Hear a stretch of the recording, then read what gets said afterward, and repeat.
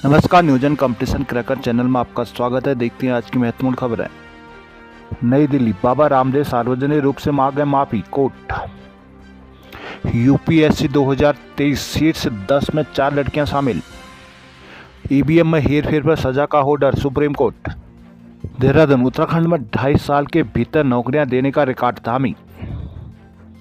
श्रीनगर, मस्जिद बनाने के लिए दान में मिला अंडा 2,26,000 में बिका।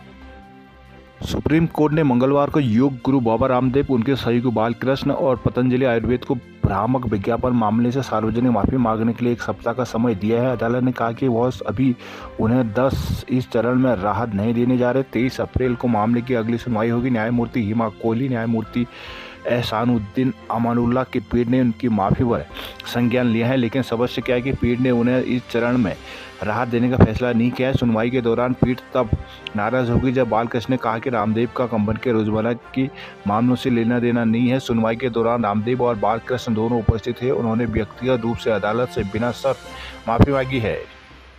देहरादून, मुख्यमंत्री पुष्कर सिंह धामी ने कहा है कि इस चुनावी समर में 10 साल के दौरान किए गए मोदी के काम गूंज रहे हैं। एक तरफ लोगों का जीवन आसान करने वाली सोच है, दूसरी तरफ दिशाहीन विपक्ष। उत्तराखंड में रोजगार के सवाल पर उनका दावा था कि अब तक किसी भी सरकार ने कई गुना ज़्यादा सरकारी नौकरियां मौजूद सरकार के समय की गई है। स्वरोजगार के व्यापक अवसर तैयार करने के अलावा नए रास्ते भी तलाशे गए। मुख्यमंत्री आवास में मंगलवार सुबह हिंदुस्तान से विशेष बातचीत में धामी ने रोजगार सृजन को सरकार की सर्वोच्च 5 प्राथमिकताओं से बताया। उन्होंने कहा कि हमने सरकारी विभागों में खाली पदों पर न केवल भर्ती तेज की बल्कि उसे नकल विहीन करवाने की भी कड़ी व्यवस्था की है। अतीत से तुलना करेंगे तो पाएंगे कि इससे पहले इतनी भर्तियाँ कभी नहीं हुई। बीते 2.5 साल में 8,000 से ज़्यादा युवाओं को सरकारी नौकरी मिली है। कुछ भर्तियां प्रतिक्रिया में है, आगे भी नौकरियां देने का काम इसी गति से किया जाएगा। इसके अलावा स्वरोजगार के क्षेत्र में सरकार बड़े पैमाने पर काम कर रही है। पर्यटन उद्योग, कृषि और बागवानी को नई दिशा दी जा रही है। सरकारी प्रयास से कम पानी में अच्छा उत्पादन देने वाली सेब और बाकी फल प्रजातियों को भी उगाया जा रहा है।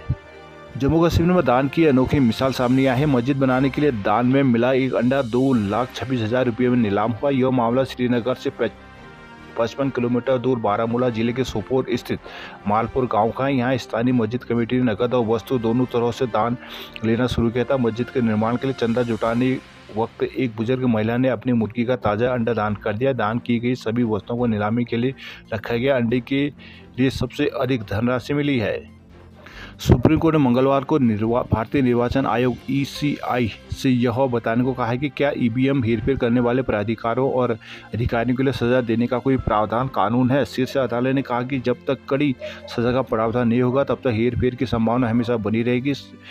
जस्टिस संजीव खन्ना और दीपांकर दत्ता की पीठ ने ईवीएम में दर्ज 100% मतों का वीवीपैट पर्चियों में मिलान करने की मांग वाली याचिकाओं पर सुनवाई के दौरान यह टिप्पणी की। पीठ ने इस मामले में सुनवाई 18वीं लोकसभा चुनाव के पहले चरण के मतदान से महज 3 दिन पहले शुरू किया। 21 राज्यों के 102 लोकसभा सीटों पर पहले चरण का मतदान 19 अप्रैल को होना है। सुनवाई के लिए जस्टिस खन्ना ने निर्वाचन आयोग की ओर से पेश वरिष्ठ अधिवक्ता मानेंद्र सिंह ने सवाल किया कि ईवीएम में हेरफेर करने वाले प्राधिकारियों अधिकारियों के लिए सजा का क्या प्रावधान है। इसके जवाब में वरिष्ठ अधिवक्ता ने कहा कि जनप्रतिनिधि अधिनियम की धारा 132 मतदान केंद्र में कदाचार और 132A मतदान के लिए प्रक्रिया का पालन करने में विफल रहने के लिए जुर्माने के तहत सजा का प्रावधान है। इस पर जस्टिस खन्ना ने कहा कि हम प्रक्रिया पर नहीं बल्कि यह जानना चाहते हैं कि यदि ईवीएम में हेरफेर करता है तो इसके लिए सजा का कोई प्रावधान है या नहीं।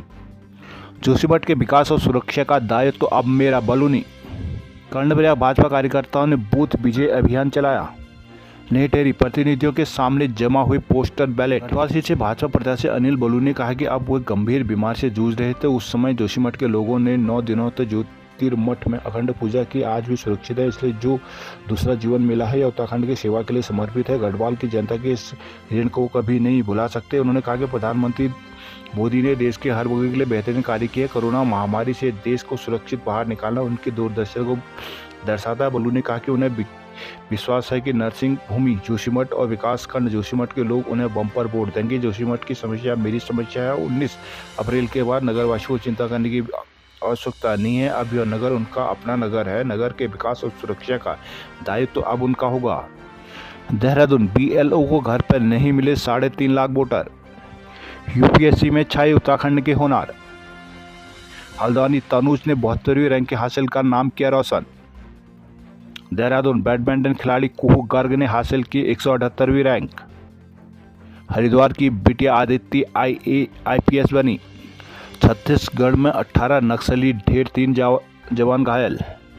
हिमाचल प्रदेश में बारिश बर्फबारी से 112 मार्ग बंद। IPL 2024 दिल्ली के सामने गुजरात की चुनौती। टनकपुर डिपो की 30 बसें उम्र पूरी करके भी दौड़ रही है सड़कों पर। भारत नेपाल सीमा 72 घंटे के लिए सील। पिथौरागढ़ ALTO में DL तहसील में प्रमाण पत्रों को भटक रहे हैं लोग। नैनीताल हाई कोर्ट के सरकार को निर्देश, सहकारी भर्ती घोटाले में शामिल लोगों के नाम बताएं। उत्तराखंड हाईकोर्ट ने राज्य सरकार से पूछा कि प्रदेश के जिला सहकारी बैंकों के भर्ती घपले में कौन कौन शामिल है। कोर्ट ने सरकार को शपथ पत्र में इसका नाम उल्लेख करने के निर्देश दिए हैं। इस मामले में गठित की गई जांच कमेटी अपनी रिपोर्ट शासन को दे चुकी है, लेकिन शासन से जांच रिपोर्ट पर कोई निर्णय नहीं लिया गया। मुख्य न्यायाधीश न्यायमूर्ति ऋतु बाहरी और न्यायमूर्ति राघव थपड़ियाल की खंडपीठ ने जिला सहकारी बैंकों में ग्रुप डी की भर्ती प्रक्रिया में हुई अनियमितताओं के खिलाफ दायर जनहित याचिका पर सुनवाई की। खंडपीठ ने राज्य सरकार से कहा है कि सचिव सहकारिता इस मामले में विस्तृत जवाब कोर्ट में पेश करे। कोर्ट ने कहा कि शपथ पत्र में उल्लेख करे कि इस मामले में कौन कौन लोग शामिल है। मामले के अनुसार प्रदेश के जिला सहकारी बैंकों में ग्रुप डी की भर्ती प्रक्रिया में हुई अनियमितताओं के खिलाफ हरिद्वार निवासी प्रियांशु त्यागी ने जनहित याचिका दायर की थी। बागेश्वर में पहली बार एक ही दिन रवाना होंगी पोलिंग पार्टियां। अल्मोड़ा वोटिंग दिव्यांगों के लिए 90 व्हीलचेयर और 150 डोलियां तैयार। हरिद्वार में गुरुद्वारे के लिए जगह चिन्हित करें हाईकोर्ट। उत्तराखंड हाईकोर्ट ने हरिद्वार में हर की पैड़ी के समीप स्थित ज्ञान गोदड़ी गुरुद्वारे का पुनर्निर्माण किए जाने को लेकर 3 जनहित याचिकाओं पर एक साथ सुनवाई की। मुख्य न्यायाधीश न्यायमूर्ति ऋतु बाहरी न्यायमूर्ति राकेश थपड़ियाल की खंडपीठ ने राज्य सरकार को निर्देश दिए कि हरिद्वार में ज्ञान गोदड़ी गुरुद्वारा द्वारा स्थापित करने के लिए जगह चिन्हित करें। मंगलवार को हुई सुनवाई में राज्य सरकार की तरफ कहा गया कि हर की पैड़ी पर याचिका पक्ष के लोगों द्वारा केवल शांति पाठ किया गया था, इसलिए उन्हें वहां जगह नहीं दी जा सकती। उनका विरोध करते हुए याचिकाकर्ताओं की ओर से कहा गया कि यह भूमि उन्हें आवंटित की गई थी, लेकिन हरिद्वार नगर निगम ने इस जमीन को स्काउट ऑफिस के लिए दे दिया है, जिसे पूर्व कोर्ट के आदेश पर तत्कालीन उत्तर प्रदेश सरकार गुरुद्वारा स्थापित करने के लिए 3 जगहों का चयन किया था, लेकिन राज्य सरकार ने इनकी मंजूरी नहीं की। तब से यह मामला दोनों प्रदेशों के सरकारों के बीच 20 साल से लटका हुआ है।